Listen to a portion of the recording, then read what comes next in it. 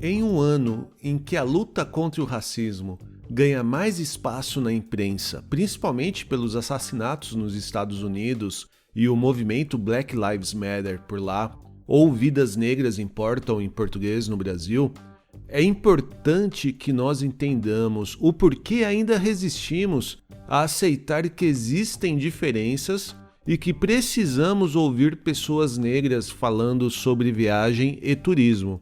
Pensando nisso e em minha própria resistência nessa questão, eu convidei o Guilherme do blog Guia Negro para conversar. Nós falamos sobre sua experiência de fazer um mochilão pelo mundo e escrever sobre. Também falamos sobre a negritude escondida de São Paulo e seu amor por Salvador na Bahia. O meu nome é Edson Amorina Júnior e este é o podcast do blog Ligado em Viagem.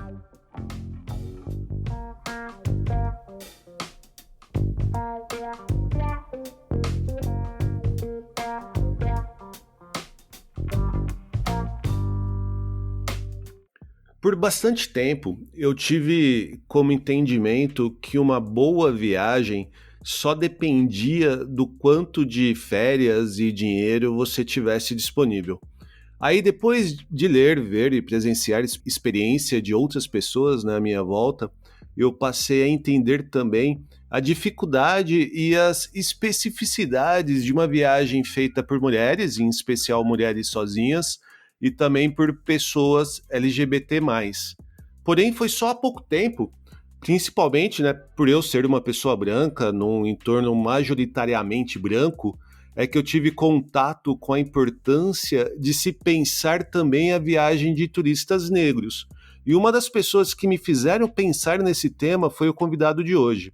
Eu vou conversar com o Guilherme Soares Dias, jornalista e editor do blog Guia Negro, e além de outras publicações em revistas e sites da internet. Olá, Guilherme, tudo bem contigo? Olá, tudo bem? Bem feliz com a nossa conversa. Que legal, também fiquei bastante feliz que você aceitou esse bate-papo. E eu acho que até vale a pena você se apresentar, dizer um pouco como foi que você iniciou nessa produção de conteúdo para o nicho de viagem. Legal, eu sou jornalista e atuo escrevendo há bastante tempo e escrever, além da minha profissão, é um hobby, né? E em 2016 eu fiz um mochilão, tirei um período sabático de 1 ano e 3 meses. E nesse período, a minha decisão era de tirar realmente um período onde eu não trabalhasse, não produzisse coisas ligadas ao que eu vinha fazendo. Mas a escrita, ela acabou servindo como companhia. Então eu comecei a escrever alguns rascunhos, que eram coisas que me motivavam, né? Coisas que estavam acontecendo ali naquele momento. E era um registro pessoal mesmo, era uma espécie de diário de bordo. Mas em algum momento, do meio para o final da viagem, eu percebi que aqueles escritos eram muito ricos e que eles poderiam transformar em alguma coisa a mais. Tá. E disso nasceu um livro que chama Dias pela Estrada. E aí, por conta do livro, eu acabei vindo mais para a internet para divulgar o trabalho, para publicizar mais o livro. Foi um processo legal de perceber que as pessoas tinham interesse por aquele outro tipo de trabalho que eu estava fazendo, porque o livro é mais poético. E percebi nesse momento também que tinham poucas pessoas negras que estavam viajando. E aí eu quis ocupar esse espaço no sentido de incentivar que mais pessoas negras pudessem viajar, porque é o que você falou, né? A gente vê um monte de gente adotando a viagem até como uma profissão, digamos assim, né?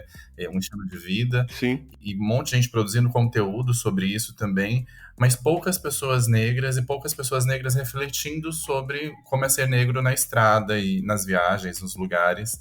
E eu achei importante falar sobre isso porque algumas das experiências que eu passei eu não via retratadas nesses outros blogs, né? Entendi. Então eu quis falar sobre isso mais e tô nessa desde 2017, nessa produção de conteúdo.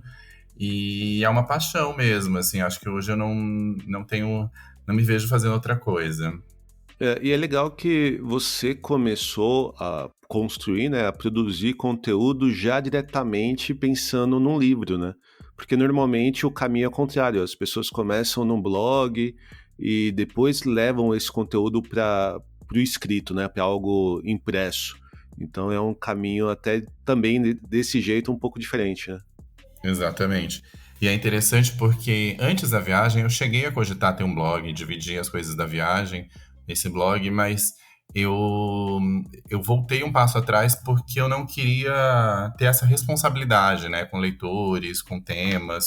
Então eu cheguei a fazer um blog, mas que eu nunca publiquei nada durante o mochilão. Então ele só foi se alimentado depois do lançamento do livro e depois desse processo da volta mesmo, Tá. que, na minha opinião, foi uma decisão bastante acertada. Provavelmente teria ganhado bastante leitores, bastante seguidores, mas eu acho que eu me sentiria trabalhando, que era exatamente o que eu não queria naquele período.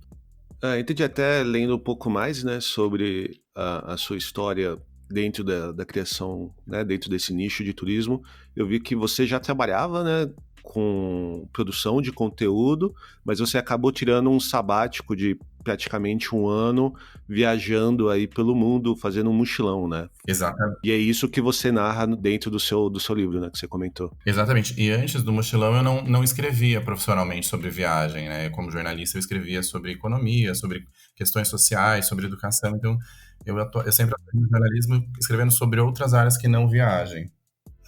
Eu acho que, até falando um pouquinho sobre esse convite que eu te fiz, né, para vir contar aqui suas histórias de viagem no nosso podcast, que foi depois que eu te vi, né, no painel que você participou lá no YouPix. E é interessante porque nele um ponto que, né, foi até um pouco fora do tema do painel, que era muito relacionado muito, né, com o Covid, com a quarentena, mas nele você comenta em um momento sobre a importância de que, assim como hotéis e estabelecimentos que são preparados e até reconhecidos por certificados para receber turistas do público LGBT+, também deveriam pensar e ter o mesmo esforço para receber viajantes negros, né? E aí eu ouvi isso e num primeiro momento eu pensei, mas por quê, né? E olha, assim, eu me considero até uma pessoa bastante progressista, eu tenho contato direto com diversas bandeiras, assim, né? O meu irmão, ele é gay, né? Ele é do grupo LGBT+, então eu tenho alguns amigos, minha filha é uma criança com deficiência, a renda da minha casa é responsabilidade muito mais da minha esposa, então eu acabo tendo bastante contato com essa parte mais progressista de uma visão política. Mas mesmo assim, a minha primeira reação quando você comentou isso foi de resistência, né? Foi questionar. E aí eu falei, pô, eu imagino que esse tipo de coisa deve ser algo que você deve enfrentar todo dia, mesmo num nicho que é o nosso nicho de viagem e turismo, que é um nicho que teoricamente é muito mais aberto a receber e entender outras culturas, né? E como que você convive, como que você luta todo dia em relação a isso, Guilherme? É interessante porque, assim, depois do livro, eu fiz um primeiro texto escrito Como é ser um viajante negro pelo mundo, que eu publiquei num grupo de mochileiros no Facebook, e foi muito interessante. Isso foi em 2017, o Facebook era muito forte naquele momento ainda. E esse texto paralisou o grupo por algumas horas. Tá? Ele recebeu 4.000 comentários, acho que em 4 horas. E foi uma avalanche, assim, foi muito surpreendente, porque metade das pessoas diziam que era mimimi, que não tinha nada a ver aquilo que eu estava escrevendo, que eu estava tentando fazer que eu estava tentando fazer uma separação.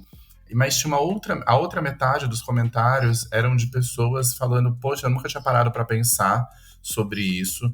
Continuo escrevendo, obrigado, tipo, realmente eu já passei por isso, ou realmente isso é foda e eu não vejo ninguém falando. Então, eu acho que tem uma parcela das pessoas que não entende a princípio e depois passa a entender a importância, porque é isso que você falou, né? Eu acho que viajar para mim é diferente de uma pessoa que tem deficiência, viajar para mim é diferente de uma mulher. Viajar para mim é diferente de uma pessoa que é mais idosa, ou viajar para mim é diferente. Eu geralmente viajo no estilo mais mochilão e tal, é diferente de quem faz um estilo mais luxo. Tá. Então, se a gente for para a mesma cidade, a gente vai ter experiências diferentes. Então, quando eu viajo, eu passo por experiências que outras pessoas que têm essas outras características não passam, e elas vão passar por coisas que eu também não passo. Então, ter pessoas com quem você se identifica na hora de viajar é importante, né? Eu, por exemplo, sonhava. Eu tinha uma mochileira que eu gostava muito, que chama Kívia, e ela viajava muito de carona. E eu achava muito interessante. E aí, quando eu fui pedir carona, eu entendi que eu não ia conseguir carona de tão fácil quanto ela conseguia e que talvez eu tivesse que mudar o meu estilo de viajar. Então, hoje, escrevendo com esse foco em pessoas negras, eu tento abarcar essas histórias e é isso, assim, o blog, ele tenta trazer histórias de outros viajantes negros também para a gente ter outras vozes também contando essas experiências, principalmente mulheres, né, que é uma coisa que é bastante diferente da experiência de um homem negro viajando.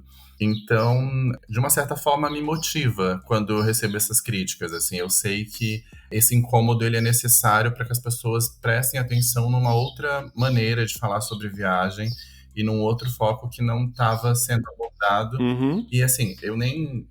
Quando eu falo não estava sendo abordado, não estava sendo abordado com expressividade, porque já tinha várias outras pessoas fazendo isso, que já tinham um trabalho bastante interessante, como é o caso da Paula Go, a gente estava falando sobre ela antes de entrar no ar, Sim. e outros, né? Só que é isso, assim, o número de viajantes e produtores de conteúdos negros ainda é muito pequeno, então a gente está todo dia tentando também fazer com que essa pauta apareça, né, quando a gente faz os recortes sobre viagem. E é interessante porque ele é pequeno já na produção de conteúdo na internet como um todo, e ainda menor, né, nesse nosso nicho, né, nesse nosso nicho de viagem, que depende ainda muito de privilégios, né? Você ter uma renda que possa bancar uma viagem, seja ela curta ou mais longa, ou até mesmo a possibilidade de reservar um tempo da sua vida, poder parar de trabalhar para fazer isso, né? Exatamente.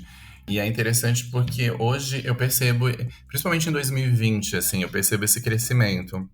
Desde 2018 eu faço uma lista no blog, no Guia Negro, de viajantes negros que estão produzindo conteúdo que poderiam inspirar outras pessoas a viajarem, que são legais. E é interessante que, assim, a primeira lista eu tive dificuldade de conseguir 12 nomes. Aí no ano seguinte eu já tinha mais gente. Esse ano é interessante, assim, de perceber o quanto foi aumentando e o quanto tem muita gente hoje fazendo esse conteúdo.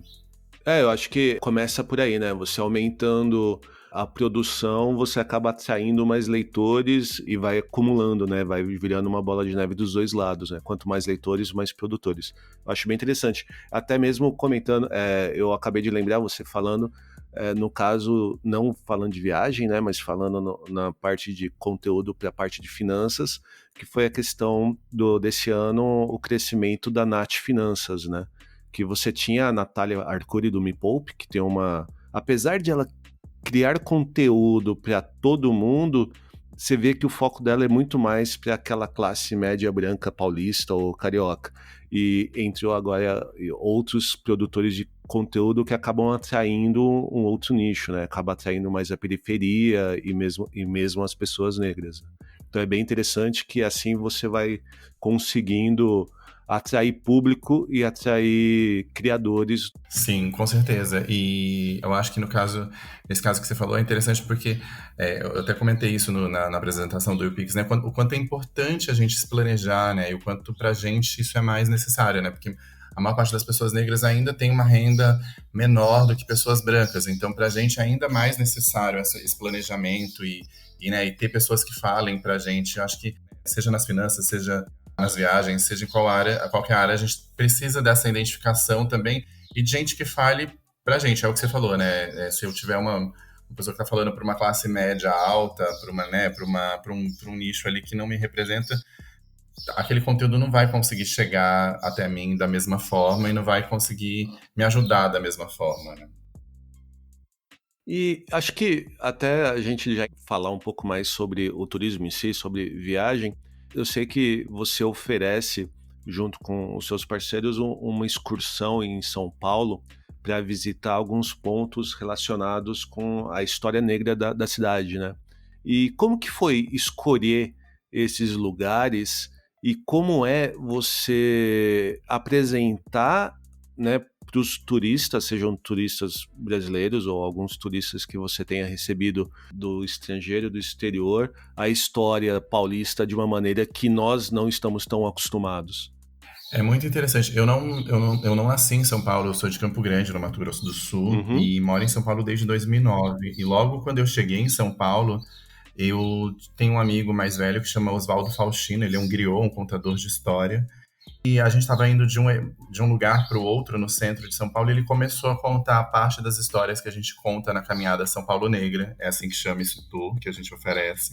Tá legal. E foi bem interessante porque abriu minha cabeça né, e falou de várias informações que eu não conhecia. E eu pensei naquele momento, eu não conheço porque eu não sou de São Paulo, então deve ser por isso. E aí os anos foram passando e eu, né, já atuante junto ao movimento negro e algumas instituições ligadas a essas histórias, eu fui percebendo que as pessoas de São Paulo não conheciam aquelas histórias que eu tinha ouvido lá em 2009 com o Oswaldo.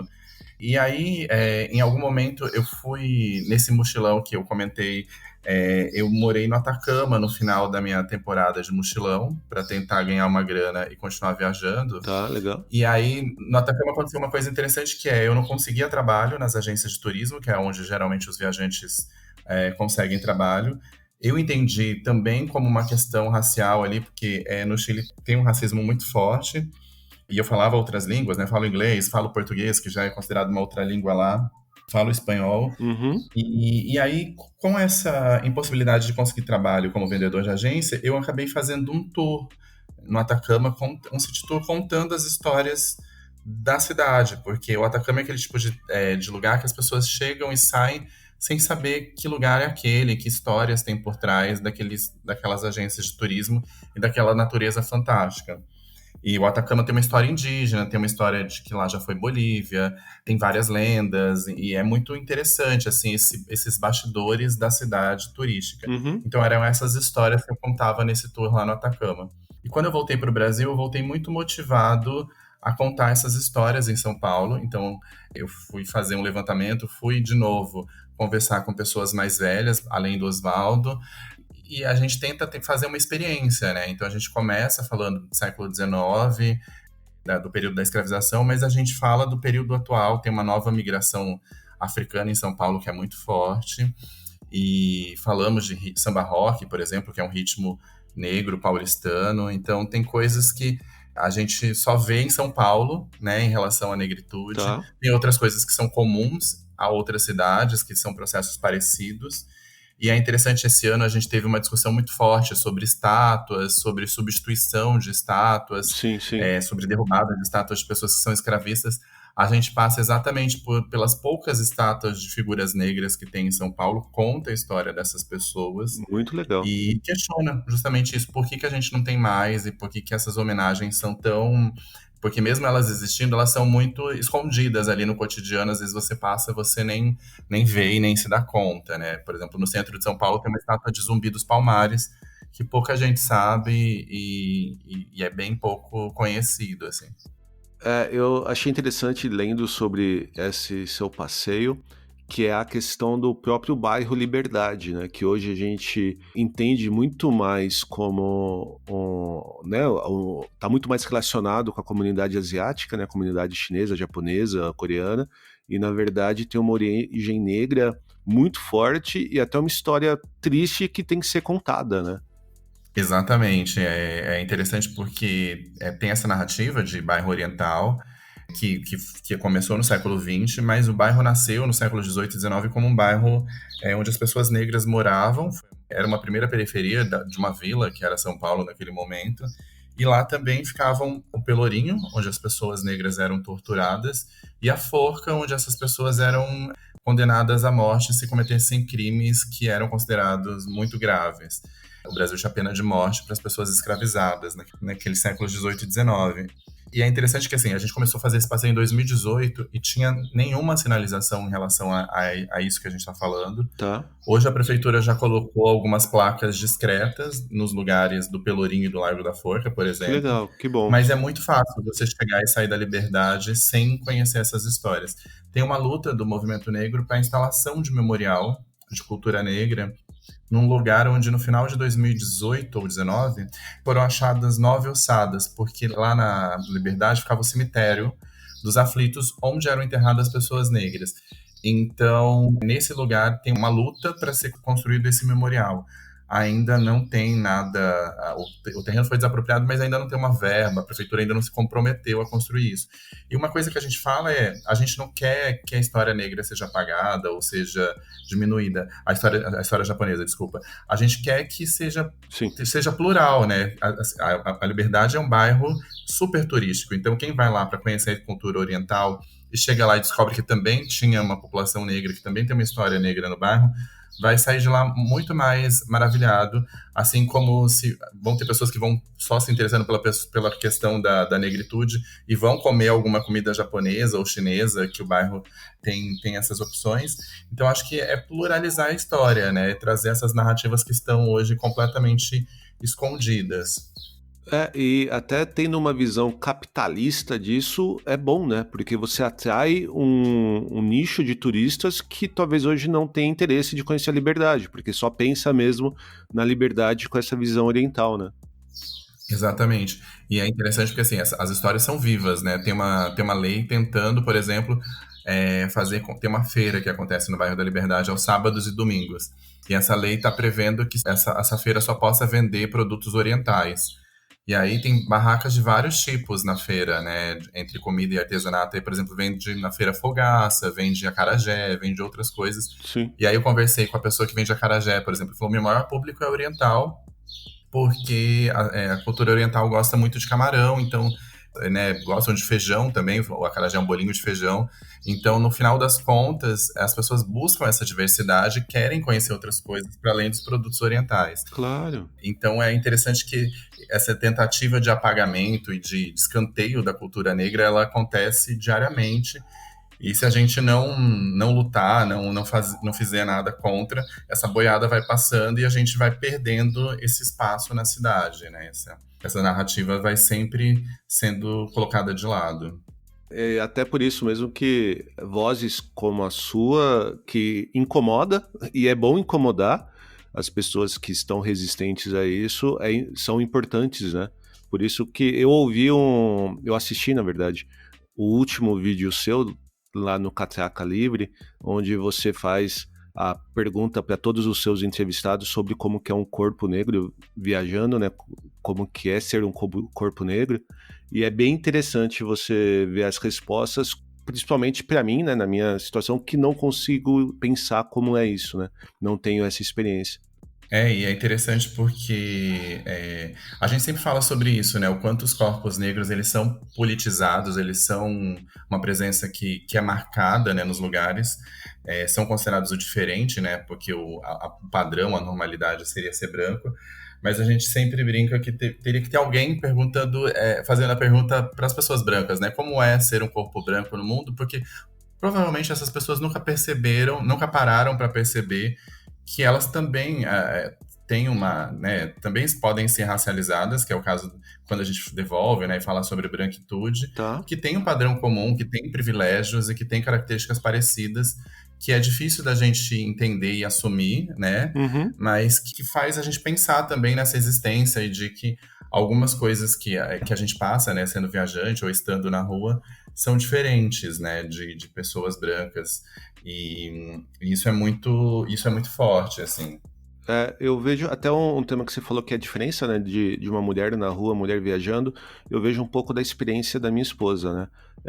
A gente mora aqui na Alemanha, né, e a gente veio para cá porque ela foi transferida para cá na empresa que ela já trabalhava aí no Brasil. E a gente, apesar da gente estar aqui, a gente veio de um lugar bastante pobre aí de São Paulo, né? A Viviane, que é minha esposa, ela é da Vila Dirce, em Carapicuíba. O pai dela e a mãe dela são de lá de Feira de Santana e de Volta Redonda, então são emigrantes que construíram e trabalharam bastante para conseguir uma vida que pudesse dar essa oportunidade para ela viajar para cá. E depois de tudo isso que a Viviane conquistou e construiu, estando aqui na Alemanha, a gente tem um tratamento um pouco diferente, né? Porque nós somos estrangeiros, vamos ser entendidos como estrangeiros o resto da nossa vida se a gente ficar todo esse período aqui, e ela ainda mais como uma mulher trabalhando numa empresa de engenharia que é uma empresa totalmente masculina. né? Então, é um tipo, só fazendo um pouco de paralelo, é um tipo de questionamento que eu não consigo fazer e eu vejo ela sofrendo e vivenciando isso todos os dias. Exato, e é isso, né? A gente sempre trata o racismo, a homofobia, né, como coisas muito distantes, mas todos nós temos que trabalhar algum privilégio, né? Sim, Nós dois somos homens cisgêneros, a gente se identifica com o sexo com o qual a gente nasceu, a gente não sabe qual é a experiência, por exemplo, de ser uma pessoa trans. Então, acho que é esse repensar alguns privilégios que pra gente são tão normalizados, né? Tipo, é total. muito fácil pra mim ser um homem que sai na rua e as pessoas me veem como um homem e eu me vejo assim também. Mas, né, tem experiências que são complexas em relação a isso. Acho que então é a coisa da empatia, né? De se colocar no lugar do outro, de ouvir, de entender e de pensar o que a gente pode fazer para ajudar o outro, né? Nesses casos, né? Você que tem filhos, acho que todos nós, né? Eu tenho sobrinhos, então de ajudar, né? Nessa educação, de a gente tentar fazer esse mundo melhor. Eu sempre falo que também a nossa geração, né? Não só as crianças, mas todos nós precisamos reaprender algumas coisas. A gente fala no movimento negro, por exemplo, que a gente não aprendeu sobre letramento racial, que é isso, né? Do ser negro, do racismo, do como combater. A gente não tem isso numa disciplina na escola. As nossas mães, muitas vezes, não tiveram instrução sobre isso também, então tem, né, uma fala que a gente vai reaprendendo também sobre esses temas. Então, acho que é isso, né? É aprender e reaprender diariamente sobre esses temas. Não, sem dúvida. Mas eu acho que vale a pena até a gente, até andando um pouquinho mais aqui no nosso bate-papo, que eu te convidei para contar alguma história, algum caso que você goste de contar de suas viagens. E eu acho que vale a pena dar agora a gente dar esse espaço para você contar o que você trouxe para a gente. Legal. Eu gosto de contar uma história de Salvador, que quando eu fui para lá a primeira vez em 2005, foi muito forte para mim. Eu tive a sensação de que eu já tinha estado na cidade antes e eu tinha esse sentimento o tempo todo, assim. Uhum, E não era uma coisa assim do que eu tinha visto na TV ou das músicas. Era uma sensação de voltar para um lugar que eu já conhecia. E aí eu fiz um compromisso naquele momento que eu em algum momento queria morar naquela cidade, assim. tá. E Salvador tem isso, assim, todas as vezes que eu vou para lá, quando eu piso lá, eu me sinto muito em casa, me sinto muito identificado. Eu acho que tem a ver com essa questão da negritude, de ser uma cidade negra, uma cidade onde a negritude ela está presente no jeito que as pessoas falam, no jeito que as pessoas andam, na comida, na música, nos costumes, na religião. E são pessoas, os baianos, eles são muito calorosos e muito hospitaleiros, né? Então, acho que eles fazem você querer se sentir em casa. E hoje, desde 2018, todos os verões eu vou para Salvador, eu fico pelo menos 3 meses, então eu moro parte do ano lá. E todas as vezes que eu vou, eu conheço coisas que são muito fantásticas, né? Tem um lugar que eu gosto muito, que é o subúrbio ferroviário, que é uma região com esse nome, né? Exatamente por ser um subúrbio. Uhum, Então é uma região mais pobre, mais economicamente falando, mas culturalmente muito rica e que fica de frente para o mar, então tem uma vista muito incrível. É a Baía de Todos os Santos, então quem conhece Salvador sabe que a Baía de Todos os Santos é um espaço, é como se fosse uma piscina, porque é uma água muito calma, muito quente e é ótimo para tomar banho, é ótimo para conhecer. Tem todas as delícias da culinária baiana, das muquecas, é muito barato que legal. conhecer esses lugares. Não é um lugar que tem perigo mesmo para quem está indo pela primeira vez, não é um lugar com uma violência. Enfim, é um lugar bastante interessante de se conhecer. Então, é um dos lugares que eu gosto de ir quando eu estou em Salvador, por exemplo. Então, tem essas peculiaridades e eu gosto de fazer esse turismo que tem menos apelo comercial, mais esse turismozão tradicional, né? Então, acho que Entendi. Salvador me permite fazer esse turismo do cotidiano, digamos assim, né? Que são coisas que as pessoas locais fazem no final de semana, por exemplo, dentro da sua própria cidade, e você vê muito pouca gente de fora.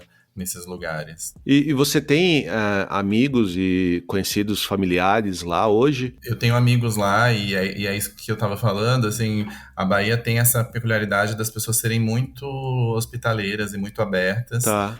Então é muito fácil de fazer amigos lá.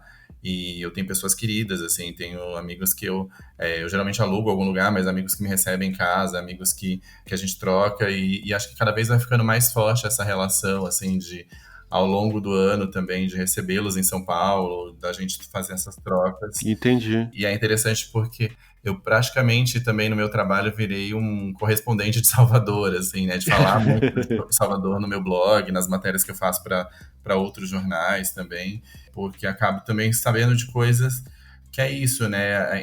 Infelizmente a mídia ainda é muito concentrada no Sudeste, né? No que acontece no Rio e em São Paulo. Muito, Então verdade. tem muita coisa acontecendo lá, por mais que seja uma cidade que as pessoas que têm uma visibilidade maior do que outras, ainda tem histórias que não chegam até a gente, né?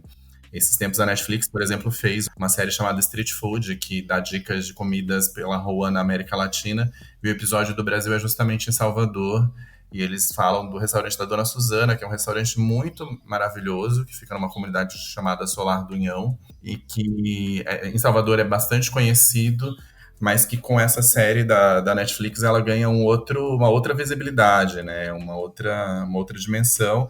E é um restaurante muito simples, no fundo da casa dela, dentro dessa comunidade, e que tem uma comida deliciosa e é um preço muito justo. Eu assisti esse episódio. Na verdade, eu não assisti a série toda. Eu escolhi assistir só esse episódio de Salvador, achei muito bom. E eu, inclusive, ia comentar com você se você tinha visto. E que legal que você conhece lá. Muito bom. Fiquei bastante curioso de que eu não conheço. Não, é muito sensacional, porque para além da comida que é muito boa, que a gente vai no final das contas em restaurantes para comer, né? Sim, Tem claro. essa coisa de da vista ser fantástica, da história de vida dela ser interessante, de você ver que ela é uma mulher batalhadora que tá ali no dia a dia, enfim, lutando para sobreviver por meio daquela comida que ela faz com muito amor, né? Que legal. Muito bom. A gente acaba muitas vezes, quando a gente viaja para um lugar, e principalmente lugares que são cidades turísticas bem conhecidas como Salvador, por exemplo, a gente acaba concentrando nosso roteiro apenas na parte turística mesmo, né? Na parte central, naquela parte que estão nos guias e nos blogs. E é muito bom ter essa visão diferente, né? Essa visão de que o viajante normalmente não conhece. Exatamente. E essa é uma busca minha, assim, desde que eu comecei a viajar, assim, sempre que eu vou para os lugares, eu tento, né, eu acho que essa é uma dica também que a gente pode dar aí, né, de fazer contato com pessoas que moram na cidade, de ver onde as pessoas vão, né. Uhum. Um exemplo que eu sempre dou é do México, né, tipo, o México a gente chega lá falando, quero tomar tequila, e a juventude do México, por exemplo, toma mezcal, que é uma outra bebida. Eles até tomam tequila, mas o mezcal é muito mais popularizado no México do que a tequila. Uhum. Então, tem coisas que acabam sendo para turista ver, né? Então, acho que a gente precisa também ter esse contato com o que é real das cidades, né? Com esse cotidiano e com o que realmente os moradores daquele lugar fazem. Muito legal. Pô, Guilherme, adorei bater esse papo contigo, cara. E até pra gente encerrar, fala pra gente onde a gente pode ler mais de você, quais são os seus principais canais de criação de conteúdo. Eu tenho um blog que chama guianegro.com.br, onde eu divido essas histórias. Eu também compartilho muita coisa no Instagram, que é @guianegro. Tenho esse livro que eu falei, que é o Dias pela Estrada, que eu voltei a vender. Eu lancei uma segunda edição agora. E tem um programa no YouTube que chama Guia Negro Entrevista, que é mais um programa de entrevista, onde eu entrevisto personalidades negras. Mas no final de todos os programas, além de perguntar como é ser um corpo negro, eu peço dica para essas pessoas de lugares de cultura e história negra que todo mundo deve visitar. E sempre tem lugares e indicações muito interessantes, então acho que também serve aí como esse guia de bússola para a gente planejar próximas viagens. Acho que esses são os principais canais que eu estou presente hoje. Muito legal. Eu vou listar tudo isso no post lá no blog e também na publicação do podcast. E mais uma vez, obrigado pela participação. Obrigado você pelo convite e um grande abraço. Espero que você tenha gostado de conhecer mais da experiência do Guilherme e a importância de ouvir e falar sobre temas raciais. E que, assim como eu, também tenha se apaixonado mais um pouco por Salvador. Na descrição deste episódio e lá no post do blog ligadoviagem.com.br, eu incluí os links para o blog, para o Instagram do Guilherme, assim como o seu livro e o passeio Caminhada São Paulo Negra, além de outras dicas de viagem. E para continuar a ouvir novos episódios e encontrar aqueles que já publicamos, não deixe de assinar o Ligado em Viagem no seu app de podcast preferido do iPhone ou Android, como o Spotify e o Deezer. Você pode ajudar a gente a continuar contando nossas histórias e dicas de viagem por aí, compartilhando esse episódio com seus amigos ou mesmo comentando em nossas redes sociais. Nós somos Ligado em Viagem no Instagram, Facebook, Twitter e Pinterest. Já, se você quiser falar diretamente com a gente, envie um e-mail para podcast@ligadoemviagem.com.br. Fique em casa se você puder, fique saudável e que rapidamente nós possamos voltar a ter boas viagens. Até a próxima e tchau! Ladies and gentlemen, we hope that you have enjoyed your flight and that we shall have the pleasure of looking after you again.